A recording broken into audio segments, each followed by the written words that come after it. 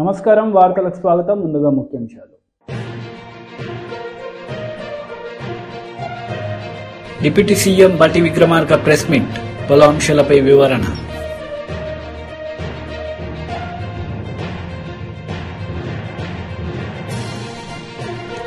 వ్యవసాయ శాఖ మంత్రి కాకాని గోవర్ధన్ రెడ్డి మీడియా సమావేశం, పలు అంశాలపై వివరణ.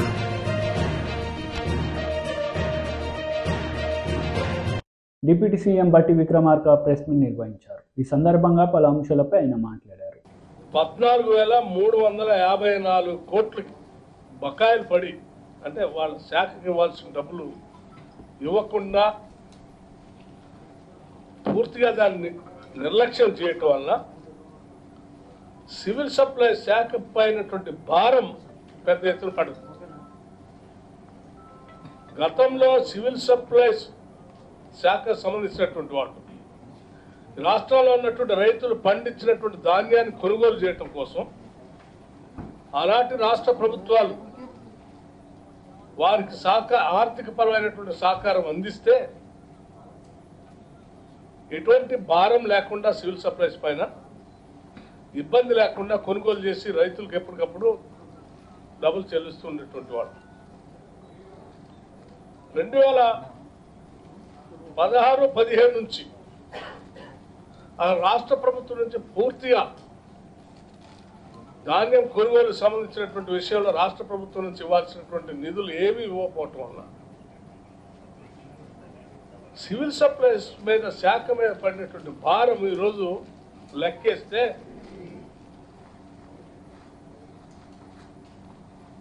2016-17లో 6,000 కోట్లు, 2017-18లో 8,000 కోట్లు, 2018-19లో 11,000 కోట్లు, 2019-20లో 45,000 కోట్లు, 2020-21లో 45,000 కోట్లు, 2021-22 50,000 కోట్లు. మొత్తంగా బ్యాంక్స్ నుంచి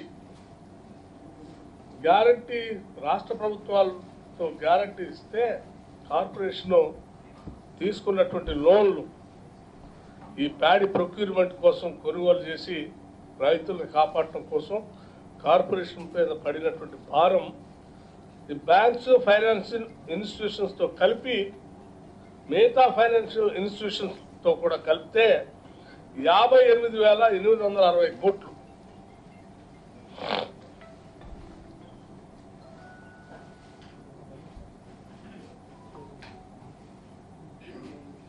అంటే ఉన్న పాత బకాయిలు కట్టడానికి అప్పు, మళ్ళీ తిరిగి ప్రొక్యూర్మెంట్ చేయడం కోసం రైతుల దగ్గర నుంచి ప్రొక్యూర్ చేయడం కోసం ఇంకో 25,000 అప్పు. బయటికి మాత్రం మేము బ్రహ్మాండంగా రైతుల దగ్గర నుంచి రాష్ట్ర ప్రభుత్వం డబ్బులు ఇచ్చి కొనుగోలు చేపిస్తున్నాం. రైతు పండించిన ప్రతి ధాన్యం గింజను కొంటున్నాం అని చెప్పినటువంటి మాటలు వింటే 10 ఏళ్ల నుంచి ఎంత భయంకరంగా రాష్ట్ర ప్రభుత్వం ఈ సివిల్ సప్లైస్ కార్పొరేషన్ మీద వేసినటువంటి భారం. ఈ భారం ఈరోజు డిలే పేమెంట్తో పెరిగినటువంటి ఇంట్రెస్ట్, ప్రిన్సిపల్ అమౌంట్ ఇవన్నీ కలిసి తడిసి మోపడి వెళ్తూ ఉన్నాయి. ఇవాళ తప్పనిసరి పరిస్థితిలో మళ్ళీ తిరిగి రైతుల దగ్గర నుంచి పండించినటువంటి ప్రతి గింజని కొనుగోలు చేయడం కోసం ఈ లెక్కలు చూస్తూ ఉంటే వాళ్ళకి మళ్ళీ వాళ్ళు వచ్చి చెప్తే మీరు అర్జెంటుగా మాకు బ్యాంక్ గ్యారెంటీ ఇస్తే తప్ప కొనలేని పరిస్థితి 10 ఏళ్ళు నెట్టేశారు. సో 58,860 కోట్ల భారంతో ఈరోజు సివిల్ సప్లైస్ కార్పొరేషన్ మూలుగుతా ఉంది. ఇది ఒక్కొక్క శాఖ రివ్యూ చేసిన ఏ శాఖ చూసినా ఇదే పరిస్థితి. ఇంత అంటే ధనిక రాష్ట్రంతో కూడినటువంటి తెలంగాణ రాష్ట్రాన్ని వీళ్ళ చేతుల్లో పెడితే ఏ రకంగా తెలంగాణ రాష్ట్రం ఆగమైపోయిందో, అన్యాయం అయిపోయిందో ఒకసారి రాష్ట్ర ప్రజలంతా కూడా గమనించాలని చెప్పి నేను మీ ద్వారా రాష్ట్ర ప్రజలందరూ కూడా విజ్ఞప్తి చేస్తా ఉన్నాను. ఇంత భారం ఉన్నప్పుడు కూడా ఇప్పుడే సివిల్ రా కదలిరా సభలో చంద్రబాబు నాయుడు పాల్గొన్నారు. ఈ సందర్భంగా ఆయన మాట్లాడుతూ ఏ కులము మతము జగన్ పాలన వలన సంతోషంగా లేదని ఆయన ఆరోపించారు. రాక్షసన పాలన అంతమొందించడానికి ప్రతి ఒక్కరూ కదలి రావాలని ఆయన పిలుపునిచ్చారు. ఆత్మహత్యలు హింసకు కేంద్రంగా మార్చేస్తున్నారు.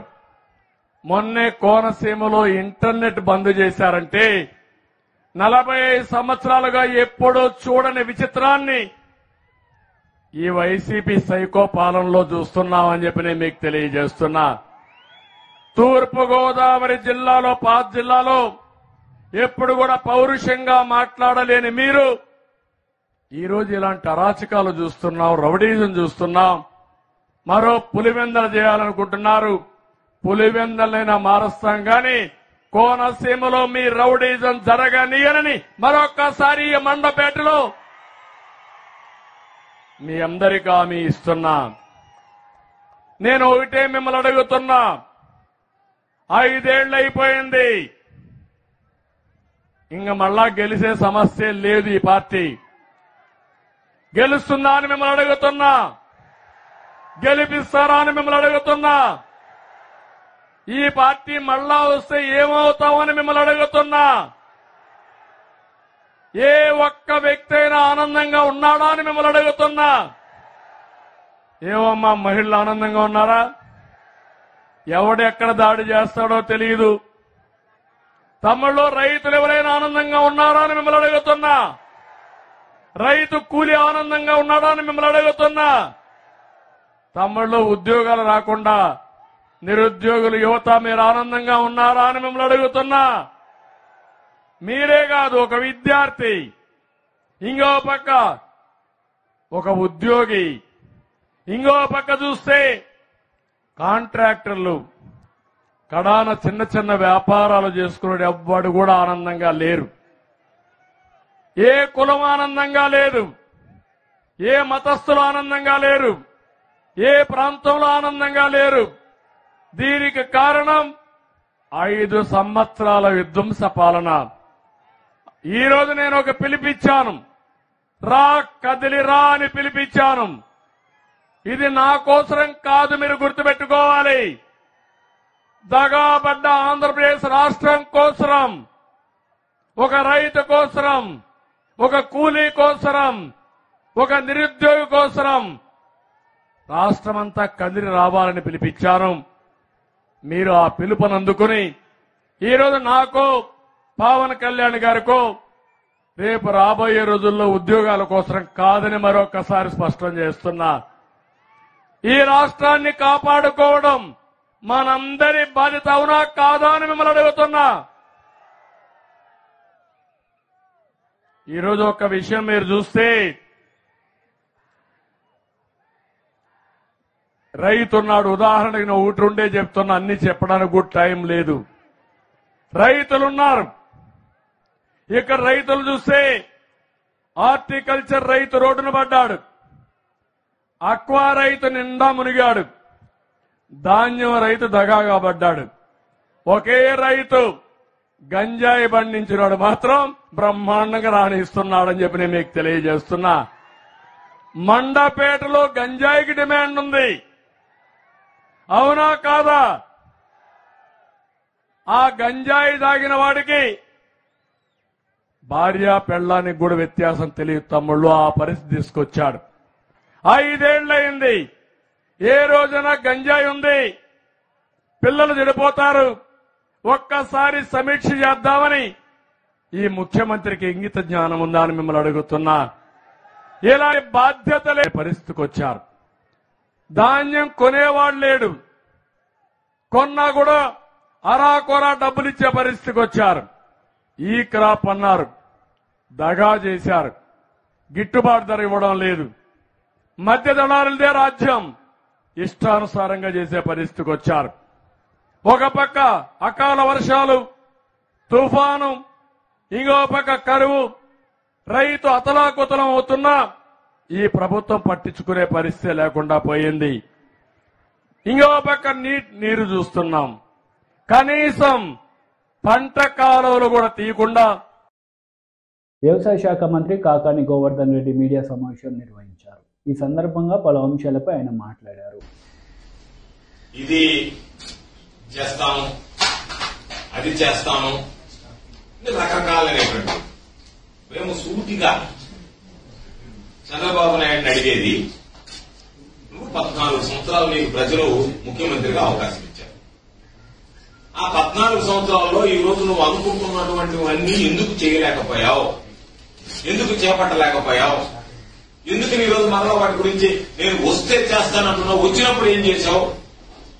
చంద్రబాబు నాయుడు ప్రజలకి చెప్పాల్సినటువంటిది, నేను ఇదిగో 14 సంవత్సరాలు పనిచేశా, ఆశించినటువంటి విధంగా చేయలేకపోయా, అనేక రకాలైనటువంటి హామీలు ఇచ్చా, మోసం చేశా, మీరు క్షమించండి, కాబట్టి ఇక మీద అవకాశం వస్తే ఇవి చేస్తానని చెప్తే బాగుంటుంది తప్ప నిన్ననే చెప్పాడు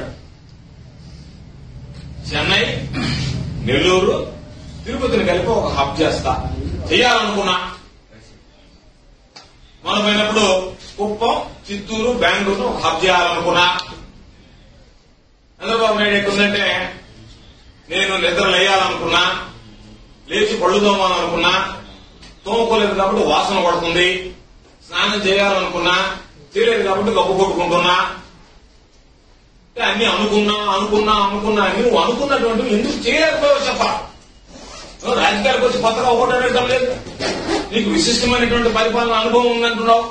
ఒక పక్క మాట్లాడుతానే నేను అనుకున్నా అంటే రాజకీయాల్లో ఉన్నప్పుడు మాత్రం అమలు చేయవు, రాజకీయాల్లో లేనప్పుడు మాత్రం అనుకుంటావు.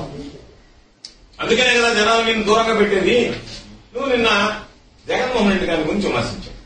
సరే, రకరకాలైనటువంటి నీ కడుపు మంటంతా అధికారం నీ చేతుల్లో నుంచి జగన్మోహన్ రెడ్డి గారికి ప్రజలు ఓట్లు వేస్తే ఆయన ఏదో నీ చేతిలో చొక్కా పట్టుకుని లాక్కున్నట్టుగా మాట్లాడావు తప్ప ఒక పరిస్థితి చెందినటువంటి రాజకీయ నాయకుడిలాగా నువ్వు మాట్లాడలేదు. నేను అడుగుతున్నాను, ఎస్ నువ్వు మాట్లాడితే ఒక్కొక్క మాట చెప్పి చప్పట్లు కొట్టండి, ఇష్ట ప్రకారం మాట్లాడతావా? నోరు కదా ఉంది కదా, నేను ఏదో అచ్చోసిన ఆంబోతులాగా ఉన్నాను, నేను ఏది మాట్లాడినా సాగు చెల్లుబాటు అయిపోతుందని చెప్పి రకరకాలుగా మాట్లాడావు. ఎస్ నేను అడుగుతున్నా, నీకు చాలా న్యూస్ చెప్తున్నా, నీకు దమ్ము, ధైర్యం, నీతి, నిజాయితీ నిజంగా నీ ఒంట్లో చీము నెత్తులు పారుతుంటే నా గురించి ఒక కామెంట్ చేశావు. నేను ఏమన్నావు? సిబిఐకి సంబంధించి కోర్టులో సంబంధించినటువంటి కేసులు ఫైళ్లు మాయం చేశాడు గోవర్ధన్ రెడ్డి అన్నాడు. నీకు ధైర్యం ఉంటే, నీకు దమ్ము ఉంటే, నీకు నీతి నిజాయితీ ఉంటే, సిగ్గు లజ్జ ఉంటే, పౌరుషం ఉంటే, రోషం ఉంటే, నీ ఒంట్లో పారేది చిమ్ము నెత్తులైతే నేను కోర్టుకు వెళ్లి సిబిఐకి విచారణకు సిద్ధం అని చెప్పి దాని మీద సిబిఐ విచారణ జరుగుతుంది. నీకు ఇవన్నీ నేను చెప్పినవి ఏ ఒక్కటున్నా సరే నువ్వు ఈ రోజు కోర్టు ముందుకు వెళ్లి నీ జీవితంలో రాజకీయాల్లోకి వచ్చిన తర్వాత నేను అవినీతికి పాల్పడలేదు కాబట్టి నేను నీతిగా వ్యవహరించాను. వైఎస్ షర్మిల ప్రెస్ మీట్ నిర్వహించారు. కాంగ్రెస్ పార్టీలో చేరడం జరిగిందని ఆమె తెలిపారు. రాజశేఖర్ రెడ్డి ఆశయాలను నెరవేర్చే బిడ్డగా ఉంటానని హామీ ఇచ్చారు. ఈరోజు రాజశేఖర్ రెడ్డి గారి ఘాటు వద్ద రాజశేఖర్ రెడ్డి గారికి నివాళులు అర్పించి రాజశేఖర్ రెడ్డి గారి ఆశీర్వాదాలు తీసుకోవడానికి ఇక్కడికి రావడం జరిగింది. రాజశేఖర్ రెడ్డి గారి ఆశయాల కోసమే ఈరోజు రాజశేఖర్ రెడ్డి బిడ్డ కాంగ్రెస్ పార్టీలో చేరడం జరిగింది. రాజశేఖర్ రెడ్డి గారికి కాంగ్రెస్ పార్టీ అన్నా, కాంగ్రెస్ పార్టీ సిద్ధాంతాలన్నా ప్రాణంతో సమానం. ఆ సిద్ధాంతాల కోసం రాజశేఖర్ రెడ్డి గారు ఎంత దూరమైనా వెళ్ళేవారు. ఈరోజు మన భారతదేశంలో సెక్యులరిజం అన్న పదానికి, ప్లూరలిజం అన్న పదానికి అసలు అర్థమే లేకుండా పోయింది. రాజ్యాంగానికి గౌరవం లేకుండా పోయింది. ఇవన్నీ మళ్ళీ నెలకొనాలి, కాంగ్రెస్ పార్టీ సిద్ధాంతాలు నిలబడాలి, భారతదేశానికి మంచి జరగాలి, రాజశేఖర్ రెడ్డి గారి ఆశయాలన్నీ సిద్ధించాలి. అందుకే రాజశేఖర్ రెడ్డి బిడ్డ కాంగ్రెస్ పార్టీలో చేరడం జరిగింది. ఆ సిద్ధాంతాల కోసం ఆఖరి వరకు నిలబడతానని రాజశేఖర్ రెడ్డి గారి కోరుకున్నట్టుగా రాహుల్ గాంధీ గారిని ప్రధానమంత్రిని చేసేంత వరకు నా పోరాటమే కాదు, ఇక్కడ ఏ ఒక్కరి పోరాటం కూడా ఆగదని మరొకసారి ఈ సందర్భంగా మీ అందరికీ సంతోషంగా తెలియజేస్తాను. కాంగ్రెస్ లీడర్స్ ప్రెస్ మీట్ నిర్వహించారు. ఈ సందర్భంగా పలు అంశాలపై వారు మాట్లాడారు. 6 గ్యారెంటీలతో పాటుగా 6 గ్యారెంటీలకి సంబంధం లేని అంశాలకు సంబంధించిన వినత పత్రాలను కూడా సుమారు 1,05,00,000 6 గ్యారెంటీకి సంబంధించిన అప్లికేషన్లతో పాటు సుమారు 30,000 6 గ్యారెంటీలకు సంబంధించిన ల్యాండ్ లాంటి పరిష్కారానికి సంబంధించిన కేసులు, ఇతరత్ర రేషన్ కార్డులకు సంబంధించిన అప్లికేషన్లు ఒక 30,000, మొత్తం 1,35,00,000 అప్లికేషన్లు సేకరించడమే కాకుండా సుమారు 95% రాష్ట్ర వ్యాప్తంగా ఇప్పటికే ఈ అప్లికేషన్లన్నింటినీ కంప్యూటర్లలో క్రోడీకరించి వాటిని విశ్లేషించుకోవటం జరుగుతుంది. దాంట్లో ఉమ్మడి వరంగల్ జిల్లాలోని అన్ని కలెక్టరేట్లకు సంబంధించిన విషయాన్ని కూడా ఇందాక చర్చించుకోవటం జరిగింది. వీటితో పాటు గిరిజనులకి ఆరాధ్య దైవమైన పండగ సమ్మక్క సారలమ్మ పండగ కూడా రాబోతుంది. రాష్ట్ర ప్రభుత్వం ప్రతిష్టాత్మకంగా గతంలో ఎన్నడూ లేని విధంగా 105 కోట్ల రూపాయలు 75 కోట్లు ఇచ్చారు. రేపో ఎల్లుండో ఇంకొక 30 కోట్లు ఇవ్వబోతున్నాం. 105 కోట్ల రూపాయలు గ్రాంట్ని శాంక్షన్ చేయటమే కాకుండా యుద్ధ ప్రాతిపదిక మీద ఈ నెలాఖరికి మా సహచర మంత్రివర్యులు ఇద్దరక్కలు దగ్గరుండి వాటిని పర్యవేక్షిస్తూ వాటిని కంప్లీషన్ చేసే అంశాన్ని కూడా చర్చించుకోవడం జరిగింది. ఈరోజు జరిగిన సమావేశంలో ప్రధానంగా గత ప్రభుత్వం ఏదైతే ఆర్భాటాలకు పోయిందో,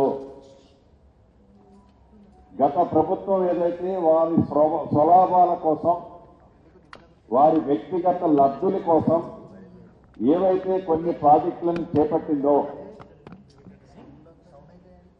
ఈ చేపట్టిన ప్రాజెక్టుల వల్ల వాటిని కంప్లీట్ చేసే పరిస్థితి ఏంటి, ఆర్భాటంగా చెప్పిన ఆ స్కీముల్ని ప్రయారిటీ వేసి మనం ఎలా తీసుకోవాలి అనే అంశాలని ఒక ఆలోచనకి ఈ జిల్లా ఇన్ఛార్జి మంత్రిగా నేను, నా సహచర మంత్రివర్యులు ఇద్దరు, మా ఆడబిడ్డలు, ఎమ్మెల్యేలు అందరూ, ప్రతిపక్ష ఎమ్మెల్యేలతో సహా అందరం చాలా వివరంగా మాట్లాడుకున్నాం.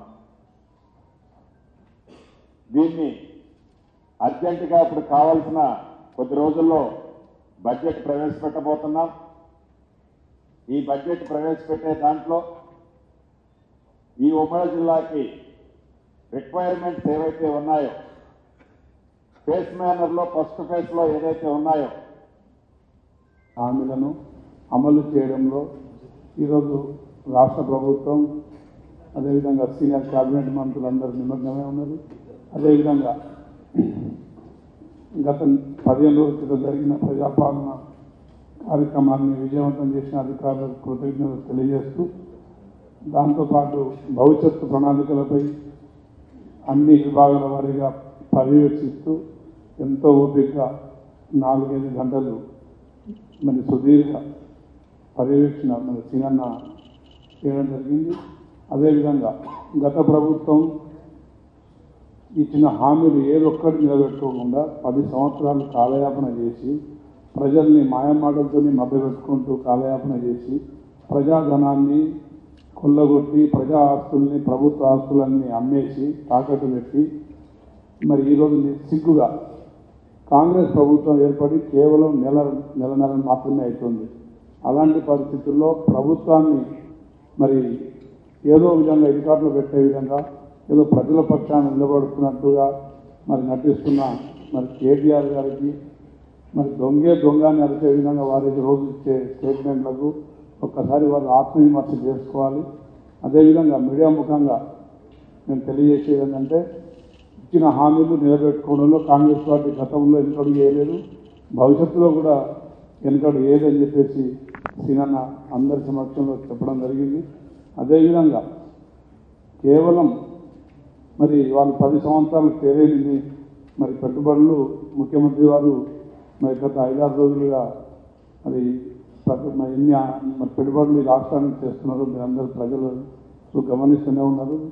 అదేవిధంగా సర్పంచుల పక్షాన్ని నిలబడతా సర్పంచుల పక్కన పోరాడతానని చెప్పేసి మాట్లాడుతున్న కేటీఆర్ గారికి ఒక్కసారి మీరు ఆలోచించుకోండి. మీ పాలనలో దాదాపు 40 మంది సర్పంచులు ఆత్మహత్యలు చేస్తున్న పరిస్థితి రాష్ట్రంలో మేము చూసినాం.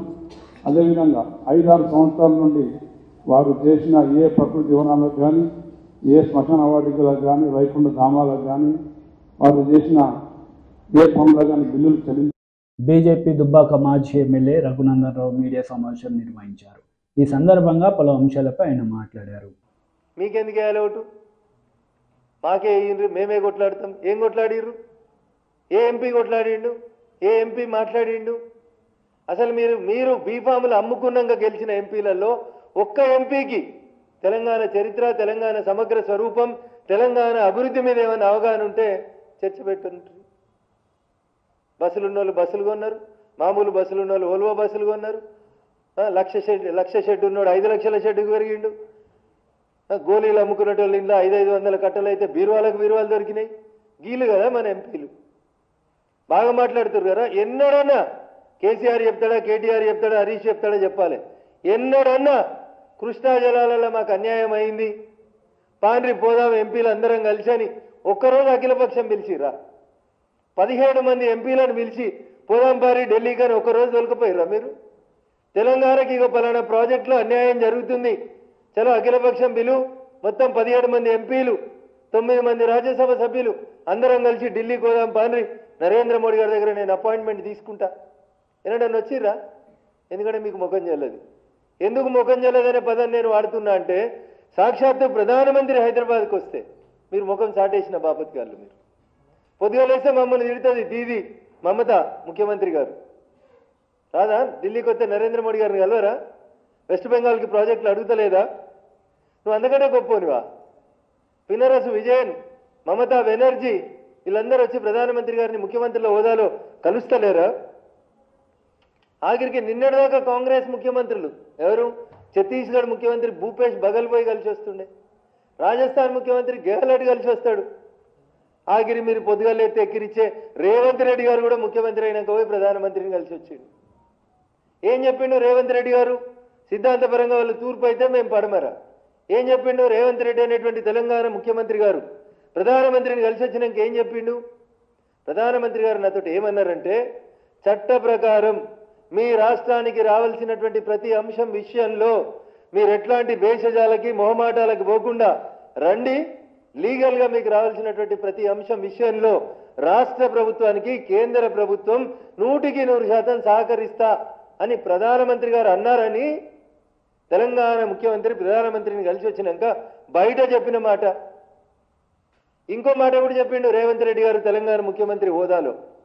నేను అమిత్ షా గారిని కలిసి తెలంగాణకి ఐపీఎస్లు తక్కువ ఉన్నారు సార్, మాకు కొంతమంది ఐపీఎస్లు ఇవ్వండి అని నేను రిప్రజెంటేషన్ చేసి విషయం వారికి చెప్పొస్తే నాకు అదనంగా 9 మంది ఐపీఎస్లని కేంద్ర హోంశాఖ అలాట్ చేసింది అని చెప్పిండు. ఆయన ముఖ్యమంత్రి 45 రోజులు, 2 నెలలు కాలేదు. మరి మీరు 10 ఏళ్ళు అయింది కదా హరీశ్రావు గారు, ఎందుకు వద్దలేరు ఢిల్లీకి? ఎందుకు అడుగుతలేరు భారతీయ జనతా పార్టీ ప్రభుత్వాన్ని? నరేంద్ర మోడీ గారిని ఎందుకు అడుగుతలేరు? ఎందుకంటే మనకు ముఖం చెల్లదు కాబట్టి, ఏది పడితే అది మాట్లాడతాం కాబట్టి, అడ్డగోలు నోరు వారేసుకున్నాం కాబట్టి భారత ప్రధానమంత్రి మీద. అందుకని మీకు ముఖం చెల్లకుండా మీరు పోయినారు. మేము భారత ప్రభుత్వంగా నరేంద్ర మోడీ గారి నాయకత్వంలో ఈ దేశం క్లిష్ట పరిస్థితిలో ఉన్న ప్రతి సందర్భంలో అఖిలపక్షాన్ని పిలిచినాం. ప్రతి సందర్భంలో అఖిలపక్షాన్ని పిలుస్తుంది భారత ప్రభుత్వం.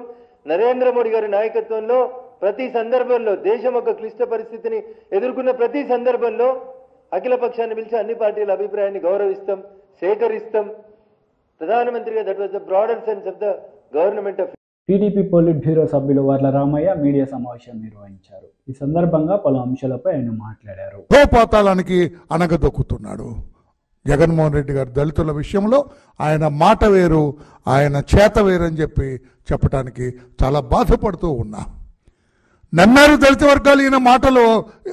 2019 ఎన్నికల్లో నా ఎస్సీలు అన్నాడు, నా మేనమామలు, నేను మేనమామల్ని మీకు అన్నారు, మీరు నాకు మేనమామలు అన్నారు. ఏదో అర్థం కాని రీతిలో మాట్లాడి అందరినీ భ్రమ పెట్టి మోసం చేసి మాయ చేసి దళిత ఓట్లు దండుకొని అధికారంలోకి వచ్చిన జగన్మోహన్ రెడ్డి గారు అధికారంలోకి వచ్చిన తర్వాత ఈ వర్గాలను ఈసడించుకుంటున్నారు. ఆయన అధికారంలోకి వచ్చిన తర్వాత దాదాపు 6,000 దాడులు జరిగినాయి దళిత వర్గాల మీద. 6,000 పైన రికార్డ్ అయినాయి. అవి నోటి మాట కాదు. 188 మంది దళితులు హత్యగావించబడినారు డిఫరెంట్ ప్లేసెస్లో త్రూఅవుట్ ది స్టేట్. 188 మంది దళితులు అసూలు పసినారు జగన్మోహన్ రెడ్డి గారి ముఖ్యమంత్రిత్వంలో. ప్రతి వారానికి 4 దళితులు హత్యగావించబడుతున్నారు జగన్మోహన్ రెడ్డి గారి ముఖ్యమంత్రిత్వంలో. వారానికి 4 హత్యగావించబడుతున్నారు. 6 దళితుల పైన వారానికి హత్యాయత్నం జరుగుతోంది. అంటే ఎవ్రీడే ఒక దళితుడి మీద హత్యాయత్నం జరుగుతూ ఉన్నది. వారానికి 3 దళిత మహిళల మీద అత్యాచారాలు జరుగుతున్నాయి. ఇది పరిపాలన జగన్మోహన్ రెడ్డి గారు? దళితులకు రక్షణ ఉందా మీ పాలనలో? దళితులకి ధైర్యంగా తిరిగే స్వేచ్ఛ ఉన్నదా మీ పాలనలో ముఖ్యమంత్రి గారు? ఆయన అంటారు ఇవన్నీ నేను 125 అడుగుల విగ్రహం వేశాను కదా డాక్టర్ బిఆర్ అంబేద్కర్ది అంటున్నాడు ఆయన. అంటే 125 అడుగుల విగ్రహం మీరు విజయవాడ నగరంలో వేస్తే 188 మంది దళితుల్ని మీరు మీ ముఖ్యమంత్రిత్వంలో చంపిన పాపాలు పోతాయండి అని నాకు అర్థంగా. పత్రికా సోదరులారా మిమ్మల్ని అడుగుతున్నాను. ఆయన ఏమంటారు? What ever it may be, 125 అడుగుల విగ్రహాన్ని వేశాను విజయవాడలో. నేను విగ్రహం వేస్తే పోతుందా? అసలు మీకు డాక్టర్ అంబేద్కర్ మీద అభిమానం ఉన్నదా? గౌరవం ఉన్నదా? ఆయన రాసిన రాజ్యాంగాన్ని ఎప్పుడన్నా గౌరవించారా? ఆయన ఐడియాలజీని ఎప్పుడన్నా పాటించారా మీరు? దళిత సోదరులు కూడా మంత్రులు, ఉప ముఖ్యమంత్రి, మంత్రులు, ఎంపీలు, ఎమ్మెల్యేలు ఎందుకయ్యా మీరు చావనా? ఎందుకు మీరు?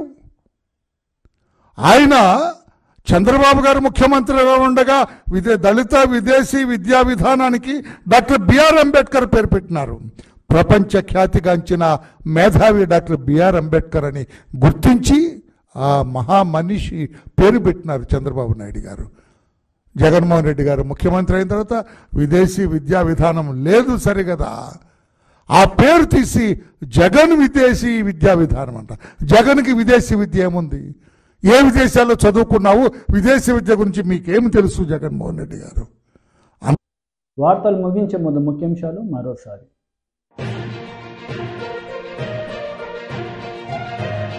డిప్యూటీ సీఎం బట్టి విక్రమార్క ప్రెస్ మీట్, పలు అంశాలపై వివరణ.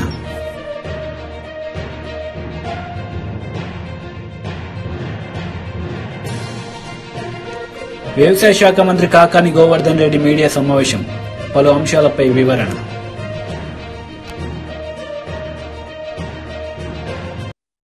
ఈ వార్తలు ఇంతటితో సమాప్తం. తిరిగి ప్రసారమయ్యే వార్తల్లో మళ్ళీ కలుద్దాం. అంతవరకు సెలవు. నమస్తే.